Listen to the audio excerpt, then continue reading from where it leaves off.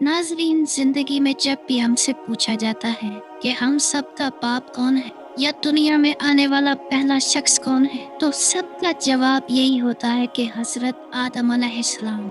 आज archaeology, scientific research और historical events सब ये बता रहे हैं कि हजरत आदम अलैहिस्सलाम इस दुनिया में तकरीबन 7,000 साल पहले तशरीफ लाएंगे। यहूदियों के पास मिलने वाली तारीख भी यही बता रही है कि इंसान का वजूद जमीन पर 7,000 साल से पुराना नहीं है। नबी मोहतरम सरवर अंबिया हजरत मोहम्मद मुस्तफ़ा सल्लल्लाहु अलैहि वसल्लम, जो कि आखिरी नबी है, आप अलैहिस्सलाम का शजरा हजरत आदम अलैहिस्सलाम तक अगर देखा जाए तो इस शजरे में 35 या 40 नाम मिलते हैं। यानी आखिरी नबी और पहले नबी के दरमियान 35 से 40 जनरेशंस का गैप। इस्लामिक बिलीफ्स के मुताबिक भी आदम अलैहिस्सलाम का दुनिया में तशरीफ लाने का वाकया 6 से 7,000 साल पुराना ही है। मगर आज के मुसलमान इस बात पर हैरान और परेशान भी हैं कि अगर आदम अलैहिस्सलाम को यहाँ आए 6 या 7,000 साल गुजरे हैं, तो फिर ये नाखुशान पुराने मिलने वाले इंसानी ढांचे या फॉसिल्स इस धरती पर कैसे मौजूद है। आर्कियोलॉजी क्लियरली ये बता रही है कि आदम अलैहिस्सलाम से पहले भी इंसान यहाँ मौजूद था। अल्लाह फरमाता है कि हमने कमोबेश 1,24,000 पैगंबर लोगों की इस्लाह और रहनुमाई के लिए भेजे। आज अगर इन 7,000 सालों में हर साल अल्लाह ने एक नया पैगंबर भी भेजा हो, तो भी 1,24,000 पैगंबर इन 7,000 सालों में फिट नहीं हो सकते, क्योंकि जिन आदम अलैहिस्सलाम की हम बात कर रहे हैं उन्हें यहाँ आए हुए महज 7,000 साल ही गुजरे हैं। नबी अलैहिस्सलाम जब मेराज पर तशरीफ ले जाते हैं, जन्नत और दोज़ख का दौरा करते हैं, और अहादीस बताती है कि उस वक्त जन्नत और दोज़ख में लोगों को जज़ा और सज़ा मिल रही थी। सोचने की बात यह है कि नस्ल आदम पर अभी क़यामत नहीं आई, न हशर बर्पा हुआ, न जज़ा और सज़ा का ऐलान हुआ। तो ये कौन सी कौमें थी जो वहाँ मौजूद थी? क्या वाकई आदम अलैहिस्सलाम से पहले भी इंसान कहीं आबाद थे? आज के इस साइंटिफिक दौर में ये बात एक बहुत बड़ा मुअम्मा बन चुकी है। बुल्ले शाह रहमतुल्लाह अलैह का ये फरमाना कि आदम अलैहिस्सलाम का दादा मैंने अपनी गोद में खिलाया है, क्लियरली बता रहा है कि आदम से पहले भी यहाँ कोई मौजूद। इसके बाद एक वाकया यहाँ पर कोट करना जरूरी है जो गौसे आजम रहमतुल्लाह अलैह से मंसूब है और बहुत सी किताबों में दर्ज है, जो इंसान को फिक्र के घोड़े दौड़ाने की दावत देता है। एक मर्तबा कुछ अरवा आप रहमतुल्लाह अलैह से मुलाकात के लिए तशरीफ लाई, और जब उनसे पूछा गया कि आप सब किस आदम की औलाद हैं, तो किसी ने जवाब दिया कि मैं दूसरे आदम से हूँ, किसी ने कहा मैं तीसरे आदम से, और किसी ने चौथे आदम की तरफ इशारा किया। ये सब सवालात वो हैं जो इंसान के ज़हन को झंझोड़ने के लिए काफ़ी है और इंसान को सोचने पर मजबूर कर देते हैं कि आखिर उसका ओरिजिन क्या है, वो कहाँ से आया है और क्यों आया है, और किस मकाम या मंजिल की तरफ गामजन है। इस शशोपंज में कुरान पाक पर गौर करना ही इंसान को असल हकीकत तक पहुँचा सकता है, क्योंकि अल्लाह कुरान पाक में बार बार फरमा रहा है कि तुम में से कौन है जो सोचे समझे, तुम में से कौन है जो गौर करे, बेशक इसमें अक्ल वालों के लिए निशानियां हैं। नाजरीन, ये वीडियो इंतहाई इंफॉर्मेटिव होने वाली है। आप जान जाएंगे कि आदम से पहले यहाँ जमीन पर कौन मौजूद था।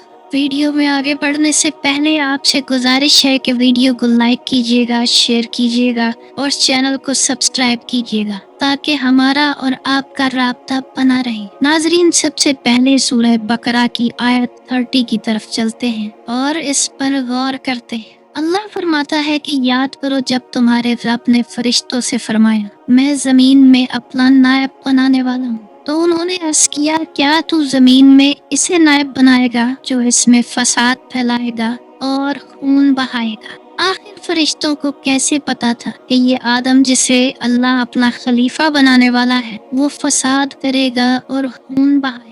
यकीनन उन्होंने ऐसे वाकयात पहले देख रखे होंगे। अगर आप सोचते हैं कि आदम से पहले जमीन पर जन्नात आबाद थे, तो याद रखें जन्नात फसाद तो फैला सकते हैं मगर खून नहीं बहा सकते। کیونکہ وہ ایسی مخلوق ہے جو آگ سے بنی ہے، نہ کہ گوشت، پوست اور ہڈیوں سے۔ فرشتوں نے اپنی رائے آدم علیہ السلام سے بغض کی بنیاد پر نہیں دی، کیونکہ وہ بغض جیسی کثافتوں سے پاک ہے۔ انہوں نے اپنی رائے مشاہدے کی بنیاد پر دی، کیونکہ وہ یقیناً ایسی مخلوق کو دیکھ چکے تھے جو گوشت، پوست اور ہڈیوں سے بنی آدم کی طرح تھی اور زمین پر خون ریزی کر چکی تھی۔ شیخ سلوک نے اپنی کتاب خصال میں امام جعفر صادق علیہ السلام سے ایک حدیث نقل کی۔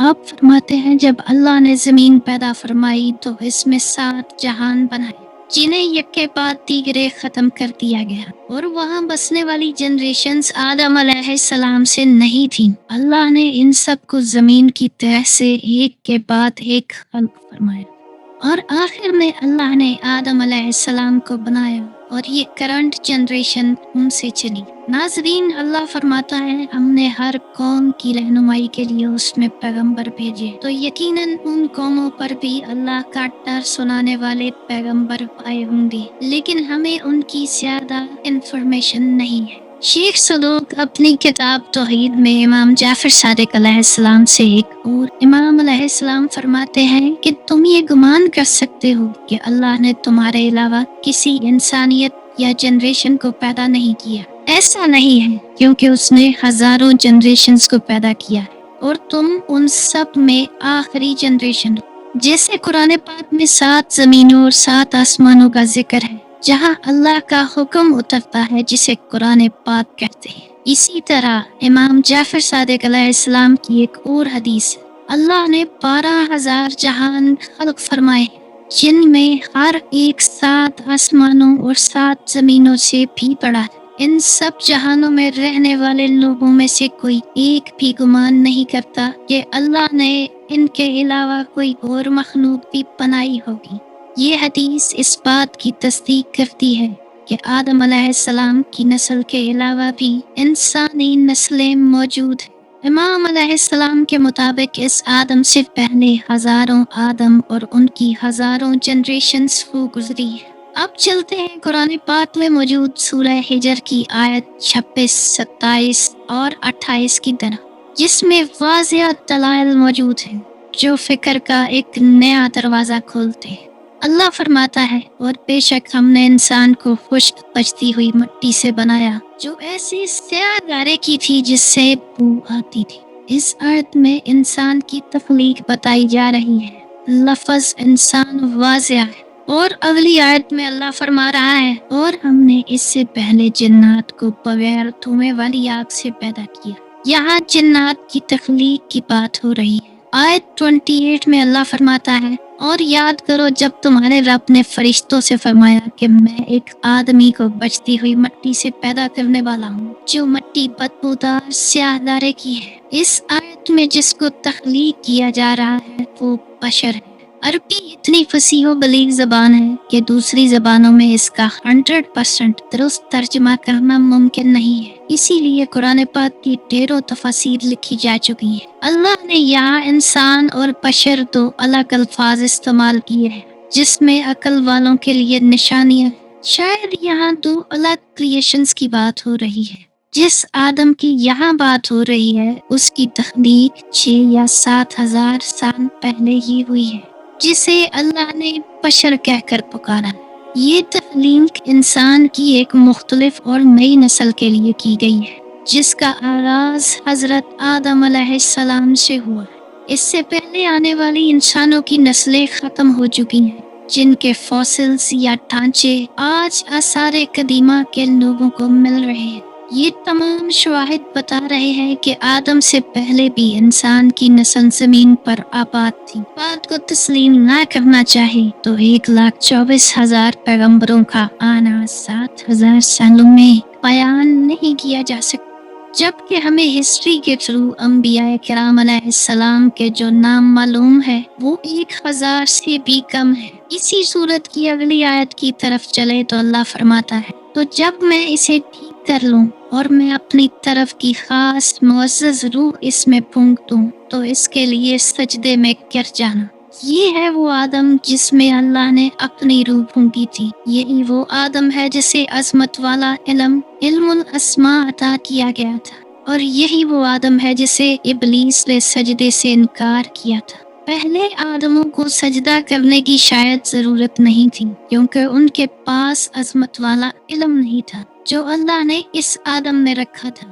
یہی وہ آدم ہے جس کو وہ خاص امانت سونپی گئی تھی، جس کا قرآن پاک میں ذکر ہے کہ وہ امانت جسے آسمانوں، زمینوں اور پہاڑوں نے اٹھانے سے انکار کر دیا تھا۔ اسی آدم کی فطرت میں معرفت الہی کا بیج رکھا گیا تھا، اور سب سے بڑی بات کہ اس آدم کے اندر اللہ نے نور محمدی صلی اللہ علیہ وآلہ وسلم رکھا، اور اسی آخری آدم کی نسل سے آخری نبی علیہ السلام تشریف لائے، اور نبوت کا سلسلہ بھی آخری آدم کی نسل میں ختم ہو گیا۔ اللہ قرآن پاک میں فرماتا ہے، اِنَّا لِلَّهِ وَإِنَّا إِلَيْهِ راجعون، بے شک ہم اللہ کے لیے ہیں اور ہمیں اسی کی طرف لوٹنا ہے۔ یہ اتنا بڑا گفٹ ہے جو اس امت کو دیا گیا ہے۔ انسان جب پیدا ہوتا ہے تو وہ معرفت الہی کا بیج اپنے سینے میں لے کر یہاں آتا ہے، اور جب وہ بیج خوش قسمتی سے پھوٹ پڑتا ہے تو انسان شریعت، طریقت، حقیقت، معرفت کے راستوں سے ہوتا ہوتا دیدار الہی تک پہنچ جاتا ہے، یعنی جہاں سے آیا ہے وہاں واپس چلا جاتا ہے۔ یہی ہے انسان کا اللہ کی طرف لوٹنا، یہی ہے وہ فضیلت جو صرف اسی آدم کو اور اس کی اولاد کو عطا کی گئی۔ یہی ہے وہ علم جس کے بارے حضرت علی علیہ السلام نے فرمایا، جس نے خود کو پہچانا اس نے اللہ کو پہچانا۔ یہی وہ راز ہے جو انسان کے اندر دفن ہے، اور اس راز کو کھوجنے انسان اس دنیا میں آیا۔ اللہ آپ کو اور مجھے خود کی پہچان کرنے کی توفیق عطا فرمائے۔ آپ خوش رہے، آباد رہے، اور رحمت خداوندی آپ کے گھروں پر سایہ فگن رہے۔ اللہ حافظ۔